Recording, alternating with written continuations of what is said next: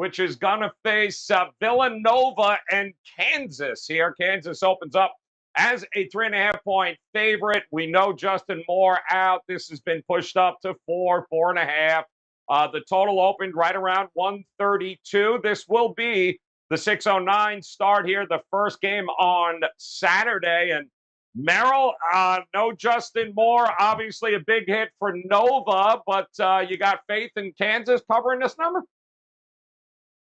Well, Dave talked about adjusted line value, right? And I think there's no question this line is higher than it should be. I made it around probably 2, and now it's 4.5. And Teddy Covers actually did this for his big game breakdown. So I recommend going back and watching WagerTalk today once again for that free advice on this game from Teddy. And he said it's more than priced into the line, and he thinks he might see some 5s out there. He's starting to see some 5s. So this line could climb higher. I think it's obviously a huge injury. You hate to see it happen, by the way. It was 35 seconds left in the game. They'd basically beaten Houston already, and he gets hurt. Just hate to see that happen, especially when it's a star player. And one point Teddy did bring up in the big game breakdown, which I agree with, is that this isn't just replacing probably your second best overall player after Gillespie, but also this is a team that basically plays only 6 guys, so it's a good, 1/5 of your team basically is gone now. With the other 5 guys going to have to play the whole game. But with that said, they've been off all week. It's a Final Four game. You don't win, you got nothing else. So I think they're going to have heavy starter minutes, and I think they're capable of handling that. So the question becomes, is the line adjustment enough at 2.5 points?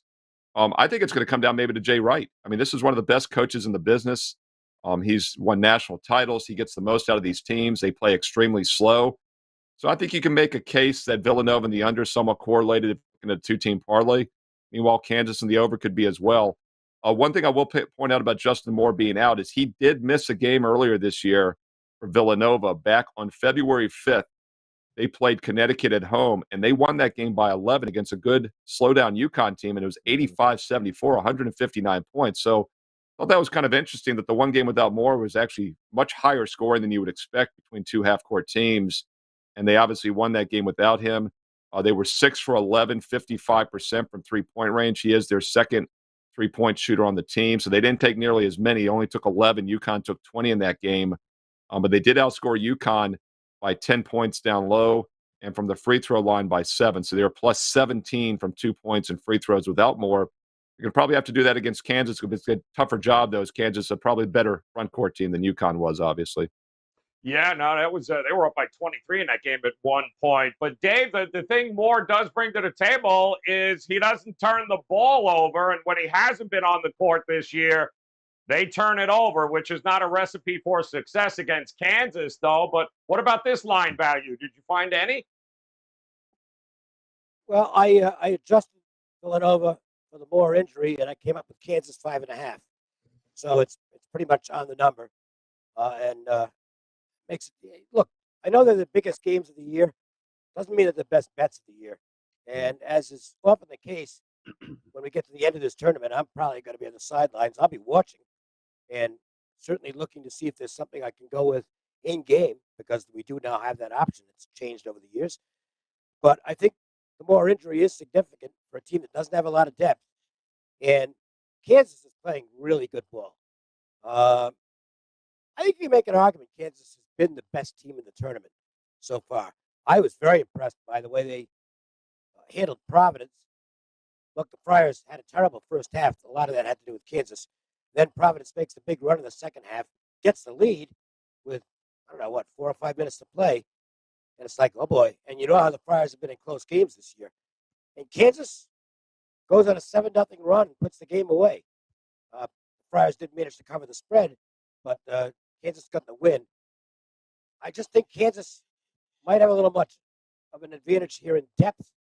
And while I don't think it's going to be a runaway by any means, they'll make their foul shots late in the game in all likelihood. So will Villanova if it comes down to that. Both teams are excellent at the foul line. I think Kansas gets the win, though. And with the line where it is, I think that's the only side I could play. I won't be playing it. I'm pretty much done with college basketball as far as actually betting it, unless it's in-game. But my lean here is the Jayhawks. All right, lean in the Jayhawks at this point. And, Drew, how about you? How do you approach this game? You looking at a side? Are you looking more total? What are you doing with it? Well, Joe, Actually, both sides. I think that there's kind of interesting angles to both the side and the total here, Joe.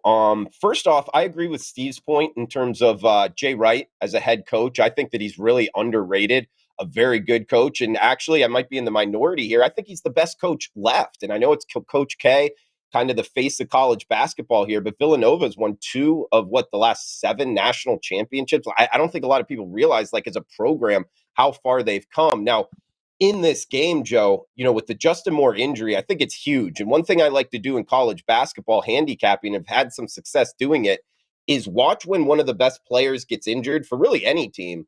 And in the next game, watch how they change and go from that point forward and kind of bet on or look to fade this team. Now, we're not going to have that luxury because, like Steve talked about, the injury happened so late, so we couldn't really see what they did differently. So that's something I would take into effect if Villanova does get past Kansas in betting the national championship game. But in terms of betting this game, I think the total at 133, a little bit high. I think that Kansas, tempo-wise, they will kind of slow it down. 3 of the teams they played in the NCAA tournament, Joe, Texas Southern, Miami, and Creighton, they're teams that aren't running slow by any means. But Team Providence does similar kind of tempo metrics as Villanova, actually not as slow as Villanova.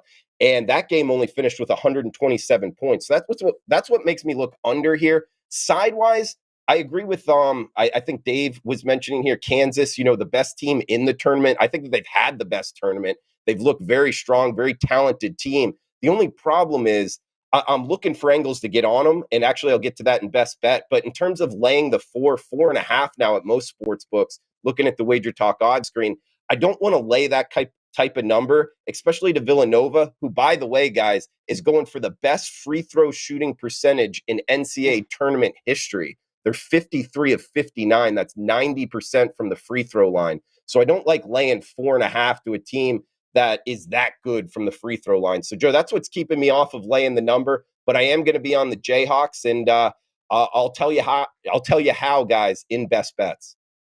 I'll tell you what, Kansas better shoot free throws better than they did against Miami because that was ugly. We do have, guys, oh, God,